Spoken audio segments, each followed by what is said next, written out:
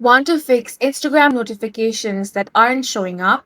In this video, I will guide you on how to fix Instagram notifications not working. The first thing you want to do is check your phone's notification settings. For that, open up your settings. Now select notifications, then tap app notifications. From this list, you want to find Instagram. Make sure that you toggle on the option of Instagram if it hasn't been toggled on. Next, you want to open up the Instagram app. Now tap on the profile icon at the bottom right corner. Then tap on these three lines. Under how you use Instagram section, you will find notifications. Select that.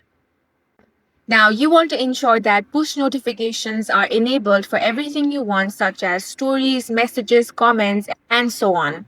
If you use focus or do not disturb modes, you want to swipe down to the control center. Now if do not disturb or focus mode is on, simply turn that off.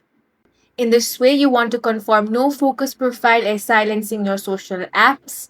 If you're still not able to receive notifications, you want to head over to Play Store, search for Instagram, and make sure you're using the latest version of the app. This is going to fix any bugs in the application. If that doesn't work, you want to uninstall the app.